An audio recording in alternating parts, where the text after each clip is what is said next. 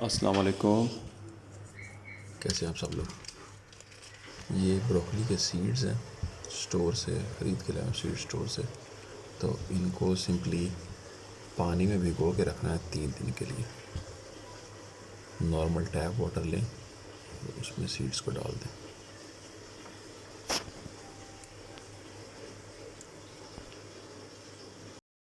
अब 3 दिन हो चुके हैं, तीसरा दिन है आज। तो सीड्स ने देखें स्प्राउट भी करना शुरू कर दिया पानी के अंदर ही। अब तीसरे दिन ही हम इनको गमलों में ट्रांसफ़र कर देंगे, मिट्टी में लगा देंगे। अब सीड्स को सिंपली मिट्टी में दबा देंगे और दबाने के बाद इनको अच्छा सा पानी दे देंगे स्प्रेयर से।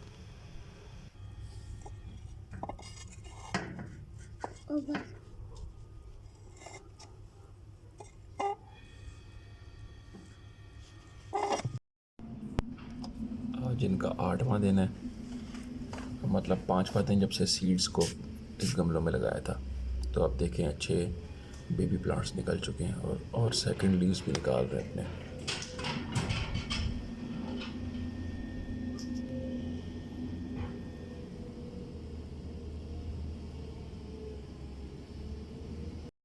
अब ये डे 15 है।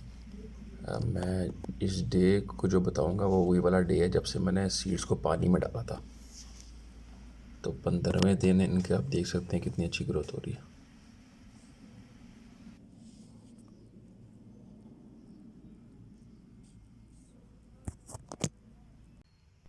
और कैसे मैं इन मुर्गियों की वेस्ट से कीड़े बनाता हूँ मुर्गियों को खिलाने के लिए, और बकाया जो बचता है उसको मिट्टी में मिलाता हूँ। इसके लिए मेरी अलग वीडियो है, वो भी देखिएगा। अब मैं प्लांटेशन के लिए वो मिट्टी ले रहा हूँ जो मेरे बैक यार्ड में है, और जिसमें मैं मुर्गियों की वेस्ट भी फेंकता हूँ, और उसमें मुर्गियों और किचन का वेस्ट भी फेंकता हूँ, और उसमें मुर्गियाँ सारा दिन खेलती भी रहती हैं, खाती भी रहती हैं, और उसको हिलाती भी रहती हैं मिट्टी को। तो काफ़ी अच्छी फर्टिलाइज़र है, काफ़ी रिच सॉइल है वो। तो मैं अपने गमलों में इन ब्रोकली को प्लांट करने के लिए ये वाली मिट्टी लूँगा।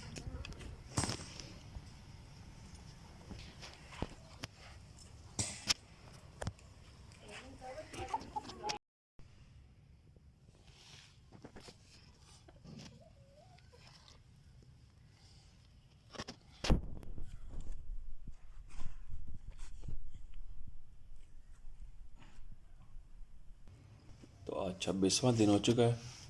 अब हम इन सीडलिंग्स को इनके अपने अपने सेपरेट पॉट्स में लगाएंगे, और उन पॉट्स में लगाने के लिए इन सीडलिंग्स को निकालेंगे ऐसे कि पूरी जड़ जितनी ज़्यादा से ज़्यादा हम निकाल सकें, जितनी गहराई से, और जितनी मिट्टी साथ लगी रहे रूट्स के, उतना बेहतर है कि प्लांट फिर वहीं से जल्दी पिकअप करेगा। इन पौधों को लगाने के लिए मैंने जो पॉट्स लिए हैं वो कुछ 12 इंच गहरे हैं और कुछ उससे भी ज़्यादा, तकरीबन 1.5 फुट 18 इंच गहरे हैं। तो इनको उन पॉट्स में सेंटर में प्लांट करेंगे, और जहाँ तक सीडलिंग पहले प्लांट हुआ था, जहाँ तक उसकी मिट्टी का लेवल था, उधर तक ही प्लांट करेंगे। क्योंकि इसमें टमाटर की तरह नहीं कर सकते कि टमाटर को जितना गहरा लगाएं तो उसकी और रूट्स भी आ जाती हैं। और इसको फिर पहली बार मैं पानी दूंगा लगाने के बाद, और इसको काफ़ी ज़्यादा पानी दें ताकि इसकी रूट्स भी सेटल हो जाएं, कोई एयर गैप्स भी ना रहें मिट्टी और रूट के दरमियान।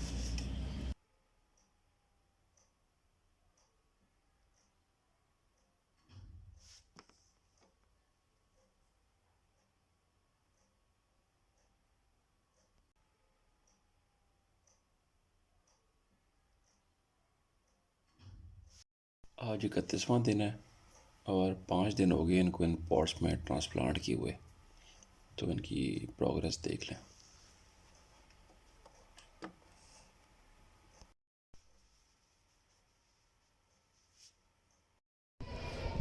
आज 24 सितंबर है और 34 डे है ब्रोकली की प्लांटेड किए हुए। आज मैं आपको वाटरिंग का बताता हूँ। ये कुछ ट्रांसप्लांट किया था पौधा, ये कोई ख़ास चला नहीं, मगर ये चल जाएगा, इसका पत्ता फिर भी सलामत है। और इसको कोई ज़्यादा अच्छा एटमॉस्फेयर मिला है, बहुत अच्छी ग्रोथ कर रहा है, बाकी सब बराबर ही। तो पानी के लिए मैंने एक बाल्टी में कुछ बनाना के छिलके डाले रखे हैं और उसमें रोज़ पानी भरता हूँ, इनको वाटर करता हूँ और तकरीबन 20% पानी पीछे रह जाता है। उसमें केले का छिलका गलता सड़ता है, उसमें केले में मैग्नीशियम, कैल्शियम और फास्फोरस होती है, तो उसमें दोबारा पानी टॉप अप करता हूँ तो वो डाइल्यूट हो जाता है और फिर इन पौधों को मैं पानी देता हूँ।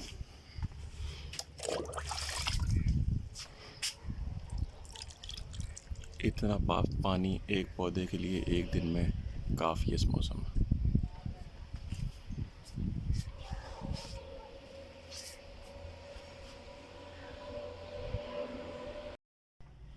आज ये 40वां दिन है ब्रोकली प्लांट किए हुए, सीड्स जिस टाइम प्लांट किए थे।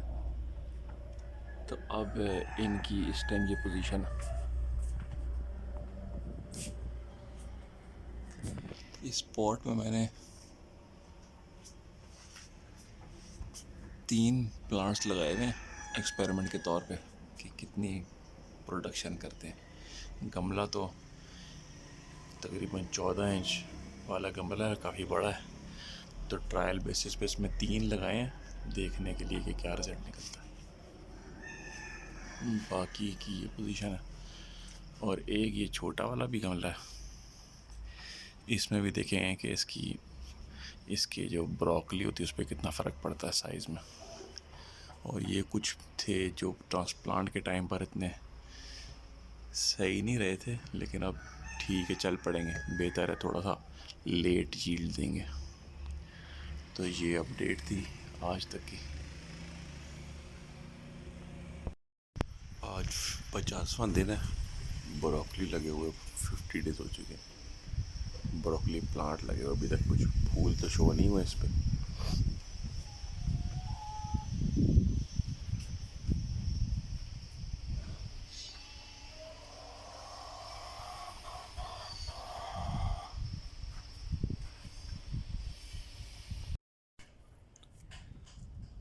आज डे 68 है प्लांट किए हुए इनको। तो आप देख रहे हैं ये ब्रोकली का फूल विजिबल हो गया, छोटा सा, बहुत छोटा है।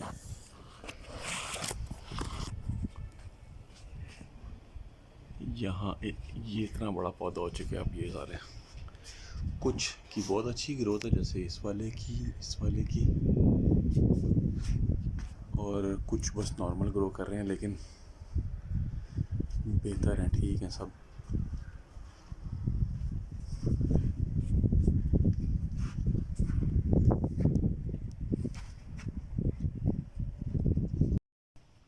आज डे 77 है ब्रोकली लगाए हुए। इनमें से इस वाले पौधे ने सबसे पहले ब्रोकली का फूल दिया था, तो इसका फूल थोड़ा बड़ा हो गया, बाकियों की भी छोटे छोटे फूल विजिबल हो चुके हैं। तो कुछ प्लांट्स साइज़ में छोटे हैं, कुछ काफ़ी बड़े हो चुके हैं। इस वाले गमले में 3 पौधे लगे हुए हैं और अब तक तो तीनों ही ठीक जा रहे हैं। बाकी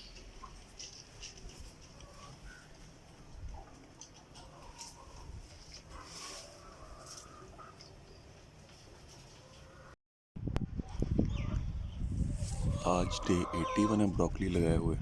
अब इन सब पे तकरीबन फूल किसी पे छोटा किसी पे बड़ा विजिबल हो चुका है।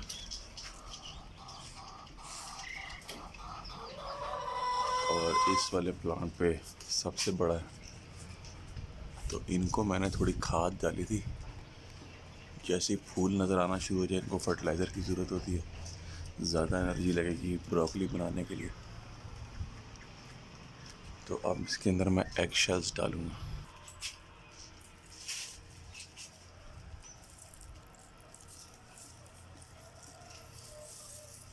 एग शेल्स से ये कि जब हम पानी देंगे तो खुद ब खुद कैल्शियम रिलीज़ होकर पौधों में जो इसको कैल्शियम की ज़रूरत होगी ब्रोकली बनाने के लिए, वो इस्तेमाल करेंगे। आज 95 डेज़ हो गए जब से मैंने ये सीड्स लगाए थे ब्रोकली के। तो अब कुछ फूल तो सही जगह पे हैं और इनमें से एक पौधे का फूल जो है वो सीड्स की तरफ जा चुका है, लेट हो गया हार्वेस्ट करने में। तो अब ये हार्वेस्ट का टाइम इनका आ गया। मेरे लिए 95 डेज इन्होंने लिए। ये वो वाला गमला है जिसमें 3 प्लांट्स लगे थे, तो इनकी भी ग्रोथ ठीक ही हुई है। इसमें ब्रोकली थोड़ी लेट निकल रही है, तो तजर्बा फिर भी ठीक रहा 3 पौधे एक गमले में लगाने का। अब इनको हस्ब ज़रूरत आप हार्वेस्ट करते रहें। अब देखें, इस वाले को मैं काटता हूँ।